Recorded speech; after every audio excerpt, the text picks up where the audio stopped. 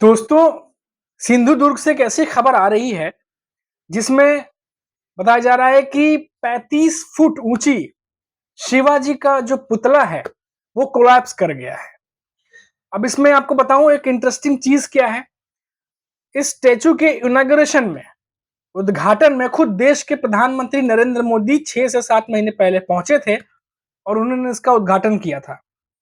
अब यहाँ सवाल ये खड़ा हो रहा है कि क्या इतने बड़े समारोह के बाद जहां देश के प्रधानमंत्री खुद पहुंचते हो, वहां क्या इस तरीके का वर्क हुआ है जहां पर 5 से 6 महीने बाद ही जो स्टैचू है वो कोलैप्स कर जाए। चलिए इस पर थोड़ा डिटेल में बात करते हैं और क्या रिपोर्ट्स आ रही है, साथ ही साथ क्या कह रहे हैं विपक्ष के नेता इस पर। शुरू करते हैं।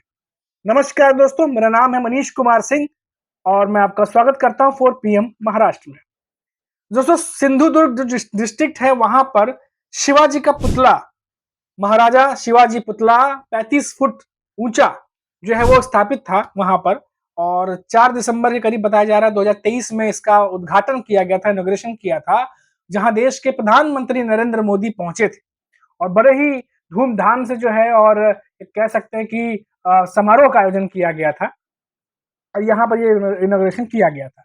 नेवी डे के मौके पर बहादुरी के लिए एक सम्मान के तौर पर जो है महाराज जो है शिवाजी महाराज, उनका जो स्टैचू है वो वहां पे स्थापित किया गया था। अब 6 महीने भी 7 महीने बहुत मुश्किल से हो रहे होंगे, अभी इतना ही समय गुजरा है कि अब ये स्टैचू जो है कोलैप्स कर गया है, जिसके बाद अब सियासत जो है महाराष्ट्र की वो गर्मा गई है, क्योंकि मामला जो है वो शिवाजी के स्टैचू स्टैचू से जुड़ा हुआ है और साथ ही साथ देश के प्रधानमंत्री नरेंद्र मोदी जब किसी चीज का उद्घाटन करने पहुंचते हैं तो क्या उसका क्वालिटी ऑफ वर्क इतना खराब है कि क्या वो 6 से 7 महीने में ही कोलैप्स कर जाए, आखिर क्या बात है। तो आपको बता दें, इसमें कई सारी चीजें निकल के सामने आ रही हैं। पहले वो बताते हैं कि जो बात बताई जा रही है कि अभी इस पर जांच चल रही है, बहुत सारे अधिकारी पहुंचे हैं कि आखिर क्या मामला हो गया।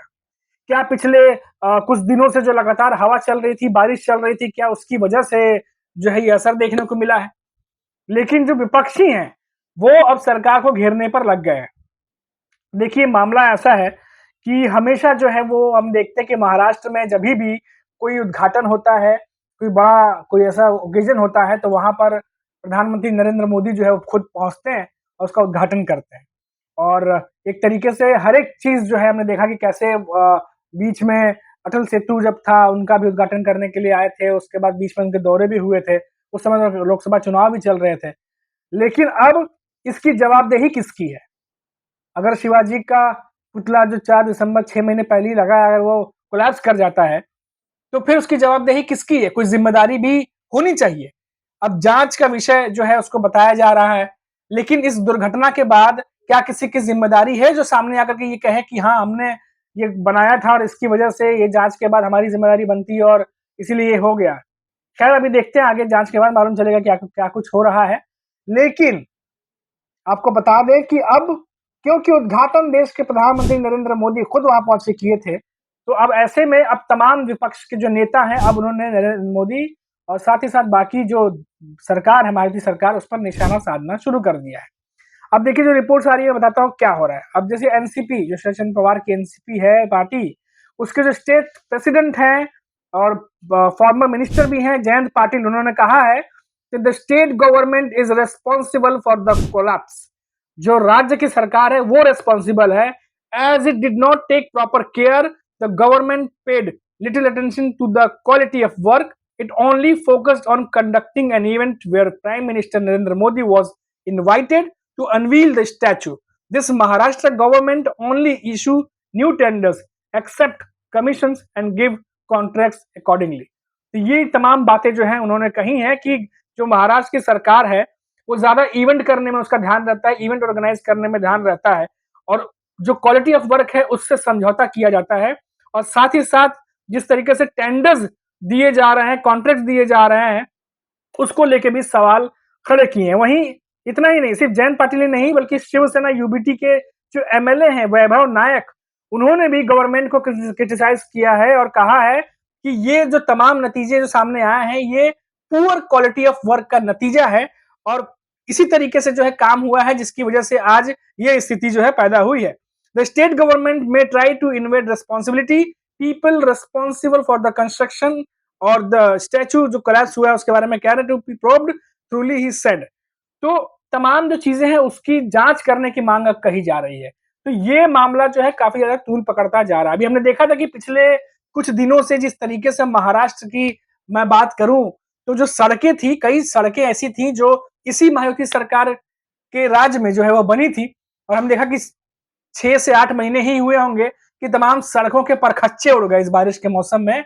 कितने बड़े बड़े गड्ढे थे और कितना इश्यू हुआ है इस चीज का, उसकी रिपोर्ट भी आपने देखी ली होंगी, चाहे वो मुंबई के हाईवे हो, चाहे वो थाने के लगे हाईवे हो, चाहे वो मुंबई नासिक का हाईवे हो, या मुंबई गोवा के हाईवे हो, तमाम जगह बड़े बड़े गड्ढे। और इस चीज को लेकर के विपक्ष ने काफी मुद्दा बनाया और मायावती सरकार को घेरने की कोशिश की। कई सारे बात हुई और कई बार तो डिप्टी सीएम अजित पवार और सीएम एकनाथ शिंदे खुद अधिकारियों को कहते नजर आए कि 10 दिन के अंदर ठीक करिए, नहीं तो निलंबन की बात जो है वो पहुंच सकती है, निलंबित भी किया जा सकता है, एक्शन लिया जा सकता है। उसके बावजूद भी कई जगह ढिलाई बरतते हुए दिखाई दिए जो कर्मचारी हैं। अब इसके बाद ये जो सिंधुदुर्ग की घटना सामने आई है, अब तमाम बातें कर लीजिए, बारिश का मौसम है, हवा बह रही थी, ऐसे तो हर जगह पे बारिश होती है, हर जगह हवा बहती है, तो वो क्या जहां पे भी जो इस तरीके के स्टैचू बनाए गए हैं या कोई इमारत बनाई गई है, क्या वो ऐसे उखड़ती रहेगी?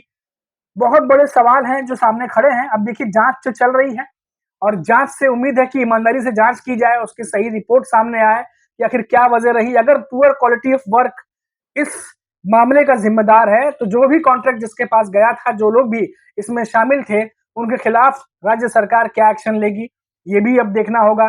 क्योंकि ये मामला जो है ऐसे समय में सामने आया है जिस समय महाराष्ट्र की सियासत बहुत तरीके से गर्म है, बहुत ज्यादा गर्म है। एमबीए कोई मौका नहीं छोड़ रही है मायावती सरकार को घेरने का, और एक के बाद एक ऐसे मुद्दे सामने आ रहे हैं मायावती के सामने कि उन्हें संभालना मुश्किल हो रहा है। और ये तो ऐसा इवेंट था, ये तो इनॉग्रेशन अभी कुछ ही महीने पहले हुआ, 6 महीने पहले, जहां देश के प्रधानमंत्री नरेंद्र मोदी खुद पहुंचे थे। अगर उसकी ये हालत है कि 6 महीने बाद जो है वो कोलैप्स कर जा रहा है, तो फिर बहुत ज्यादा जो है सवाल खड़े होते हैं, जिसका जवाब जो है वो सरकार के साथ साथ जो कॉन्ट्रैक्टर है जिन्होंने ये काम पूरा किया है उनको देना पड़ेगा। फिलहाल अभी के लिए इतना ही, फिर लौटेंगे तो बात करेंगे महाराष्ट्र की किसी बड़ी खबर पर। तब तक के लिए मुझे इजाजत दीजिए और आप देखते रहिए 4 PM महाराष्ट्र। नमस्कार।